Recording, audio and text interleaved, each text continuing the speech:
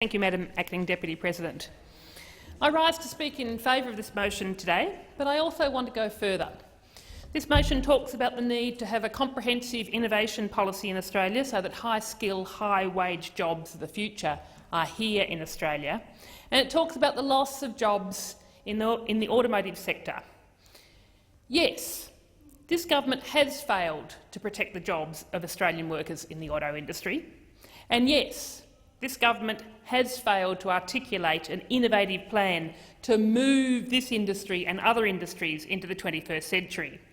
And yes, this government has failed to give workers who have lost their jobs a proper transition to a new way to make a living. But it's not just the Abbott-Turnbull government that's failed. In the wake of the exit of the big three car manufacturers, Ford, Holden and Toyota, from South Australia and from my home state of Victoria, the Rudd-Gillard government's automotive transformation scheme provided a stopgap solution, but it failed to provide an adequate pathway for local auto manufacturing to shift to the technologies and the jobs of the future. It was basically trying to prop up what we will see are the industries of the past, and we need to work out how we can shift those jobs to the jobs and the technologies of the future. The Greens this week in this place moved a bill that would amend the automotive transformation scheme, which would expand the scheme, broaden its applicability, and it would put electric vehicles and local jobs at the forefront of the transition of this vital Australian industry. Because anyone looking at the shape of our transport sector at the moment knows that the future for transport is electric vehicles and public transport. We know on public transport we've got to get the mode shift. We've got to get not everyone but a proportion of people out of their cars and into public transport so that our cities aren't congested, so that they will work better. We know that that's going to mean investment in trains, in trams and particularly in buses. And I'll come back later to the future and the bright future that I think we've got with expansion of bus manufacturing in Australia. I want to just have a think about the values, the importance, the benefits of shifting, now moving from public transport, thinking about those trips that are going to continue to be made by private vehicles into the future. And of course there are going to be many, many trips across Australia, across our cities, across our regions that are going to continue to be made by private vehicles. Just thinking about the benefits of when those vehicles have shifted from being old, polluting, fossil-fuelled vehicles such as we have at the moment to 100% renewably energy-powered electric vehicles. Think of the pollution that just won't be there in our cities. I mean, if you look out over Melbourne, over Sydney, over Brisbane, our major cities, on an autumn or a spring morning, as I did recently over in Melbourne, looking out from the 6th floor building, looking over Melbourne, you see this haze of pollution, which is almost all from the cars, the polluting cars that are there in our cities. You think of the change that would be there when those vehicles on our streets are powered by 100% renewable energy. Think of the clean air. Think of being able to breathe that clean air. Think of the health benefits of those electric vehicles and being powered by 100% renewable energy. So these electric vehicles, we know are the way of the future. We know that they are ramping up at the moment. We know that that's where the industry is going. We can be building those in Australia, and certainly what we can be building is, and what we can be manufacturing is the components that go to make up those electric vehicles. I think we have to acknowledge that the manufacturing sector and industry, it is globalised. We are part of global supply chains. There will be bits and pieces from all over the world that will come together in an electric vehicle that's assembled somewhere in the world. But all of these vehicles, they need those high-tech components. And the Greens have a vision to have Australian-made components in every electric vehicle in the world. And that would mean that we could have the skilled jobs remain in Australia, especially in Victoria and South Australia, who are going to be hardest hit by the exit of the big three car makers. So the bill that we introduced this week would do this by broadening the eligibility of the Automotive Transformation Scheme and outlining a way to redirect existing funding to encourage investment in the manufacture of electric and other non-fossil fuel-powered vehicles. The critical thing is that this transition must be done quickly. Ford, Holden, Toyota, they are moving out from next year. We have to get these underway urgently to give the components industry a chance of surviving their exit.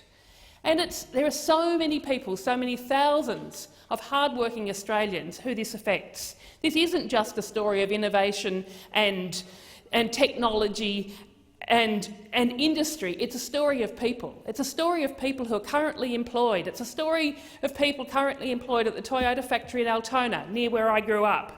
It's a story of the people who are employed at the Holden factory in Broadmeadows in Melbourne, which has currently got amongst the highest unemployment rates in Australia. And I just shudder to think of what the impact of the loss of jobs from the Holden manufacturing plant there is going to be on that local economy. It's the story similarly of Ford in Geelong. Actually, it's Ford in Broadmeadows. It's Ford in Geelong as well, and the impact on the local people there. It's the story of the people in Adelaide, which again has got amongst the highest unemployment of any city in the country. These are the people that we need to be supporting, and we can support them. We just need to have that vision and a clear strategic plan as to how to maintain employment in these high-tech industries. We've got bright examples that are there ready to be built upon. It was really encouraging to be at the recent Senate inquiry, where we had a company that was based in Dandenong, Nissan Casting, present evidence to the Senate inquiry. And Nissan are manufacturing high-tech components for the Nissan electric Leaf vehicle. They are currently employing 100 people there, and they have benefited from funding that was available under the Automotive Transformation Scheme, but currently now find themselves in a situation where they won't be able to benefit from that because their volumes of their components are unlikely to be high enough. So they are facing a situation of, just at the same time as Holden, Ford and Toyota are moving out of Australia, of themselves not knowing whether their future is secure. They are just the sort of company that we should be able to broaden and encourage through redirecting existing funding to enable them to not only maintain their workforce of 100 people, but to expand it. They told us they've got potentially another 30 jobs that would come from work, but it requires the retooling of a lot of their production lines to be providing components for the next generation of Nissan Leaf vehicles. But without extra support, they really don't know whether they're going to be able to continue their operations here in Melbourne. They need the support of government. It's a small amount of money that they're going to need, but in terms of maintaining these really high-skilled, high-tech industries in Australia, these are just the sort of industries that the government needs to be able to support, which the current Automotive Transformation Scheme is falling down and not supporting them. Another example was 2 weeks ago. I attended the launch of Bryson electric buses. Bryson are a company that have been manufacturing electric drivetrains and batteries in China, and they are now looking at wanting to expand their operations and to manufacture buses all over the world. They want to establish their global headquarters in Melbourne, but at the moment they don't know whether they're going to be able to get support from government to do that. They want to be assembling buses, initially bringing in the electric motors and the drivetrains from China, and then using components that are being made in Australia to assemble their electric buses here in Melbourne and to be providing buses to be supporting public transport all over Australia. And these aren't just any ordinary buses. They're the sort of buses that 5 years ago we thought would have just been a shimmer on the horizon. These are buses that they have shown can travel 1,000 kilometres on one charge. Last week they had a test drive of one of their buses, and it drove from Melbourne to Sydney over 1,000 kilometres on one charge. This will transform the applicability and the value of electric buses, and really I can't see why we shouldn't be shifting our bus fleet across Australia. The bus fleets that are travelling between our major cities, the bus fleets that are providing public transport in our cities, to electric buses, which, as I said before, you think of the pollution benefits. I mean, one of the issues with buses in our cities at the moment, when you get too many of them, is that the massive pollution that's caused by those diesel buses. If we can have fleets of electric buses being able to provide that clean, green transport to be able to cater for the shift of people using public transport, it's an incredible opportunity, an incredible change in the way that we can be running transport in our cities. And the potential, I mean, we know that we need to be getting people out of their cars. We need to be getting people into public transport.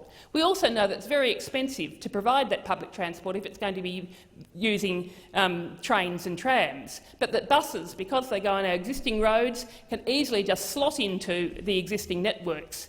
And we know that if we provide a bus service that runs at 10 or 15-minute frequencies, that people will use it.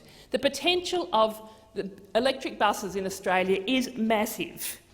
So Bryson, of course, they're currently not eligible for assistance under the Automotive Transformation Scheme because it's only set up to provide funding for car manufacturing, and it's only set up to provide funding for basically the big three companies that were benefiting from it.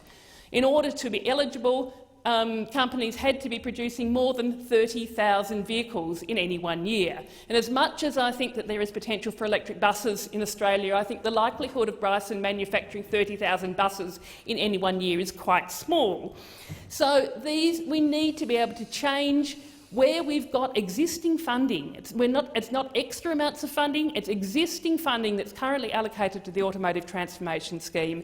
It needs to be redirected to be supporting these industries of the future.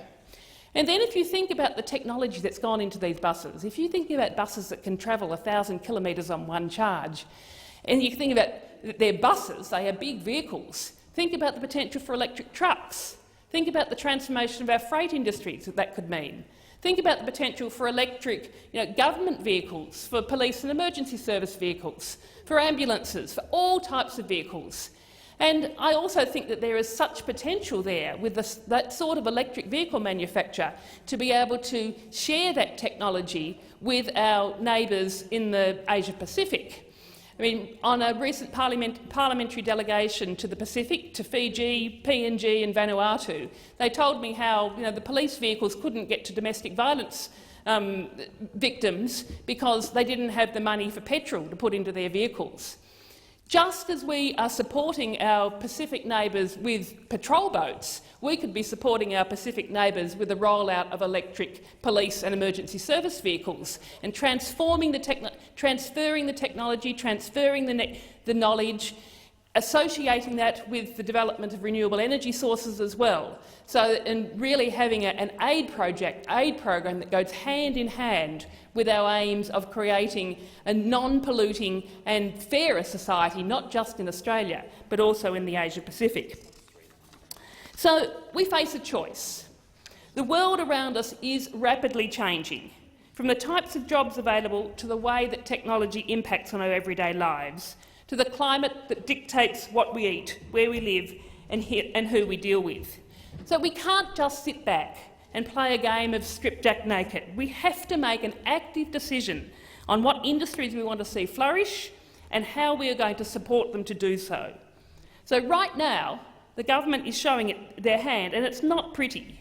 The Abbott-Turnbull government has been happy to subsidise industries that rely on fossil fuels, such as coal mining, but is letting the potential of a genuinely sustainable automotive industry languish without so much a pat on the back. But in the 21st century, it's the high-tech, clean industries that are our trump cards. They are the industries that we should be supporting. Instead of ploughing money through the Northern Australia Infrastructure Fund, where with $5 billion of concessional loans, there's almost certainly going to go to the old industries, to the resource-intensive fossil fuel industries, to be propping up and supporting coal mines. Instead of putting money into that, we should be putting it into jobs-rich, high-tech industry. Coal mining has not got very many jobs for the amount of money that is required to support it. And so we can have jobs and we can be reducing our carbon emissions. The government this afternoon has just announced the results of the second Emissions Reduction Fund. The amount of money that we are spending to be reducing carbon pollution through that fund is just 1% of the carbon pollution that the Adani coal mine would produce. So there's just no comparison. We have got a direction we can head in which would create jobs, which would create high-quality, high-tech, innovative jobs, or we can be languishing with the industries of the past that are increasingly going to be unsuccessful. I mean, we've got the people with the know-how and the enthusiasm to innovate. We need to get behind the companies that are really trying their best, companies like Nissan Casting and Bryson, to create jobs and to help us shift to clean, renewably powered electric transport.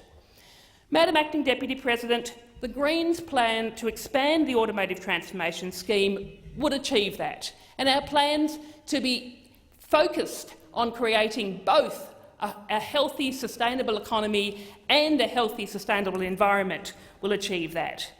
We would put electric vehicles, local jobs and innovation at the centre of the transition for workers in these vital Australian industries.